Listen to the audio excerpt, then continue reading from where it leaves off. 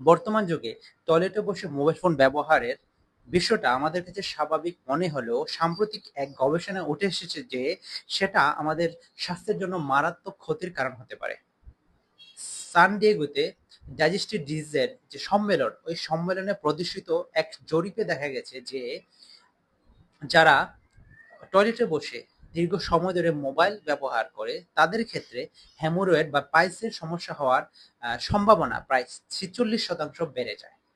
গবেষণায় অংশ নেওয়া প্রায় ১২৫ জনের মধ্যে ৯৩ জন লোক বলেছে যে সে প্রায় বাথরুমে বসে দীর্ঘ সময় ধরে মোবাইল ব্যবহার করে।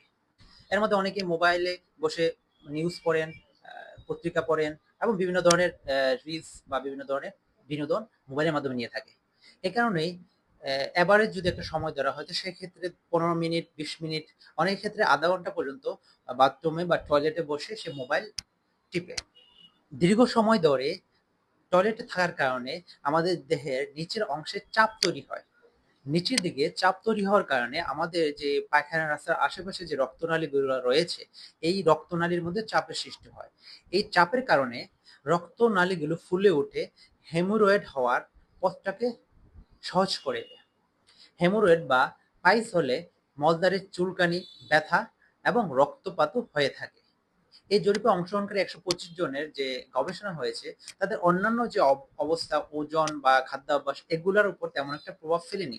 তবে তাদের এই যে দীর্ঘ সময় ধরে নিচে বসে থাকার, টয়লেটে যে বসে থাকার প্রবণতা, তাদের মধ্যে হেমোরেড হওয়ার পসিবিলিটি প্রায় ৪৬% বেড়ে গিয়েছে।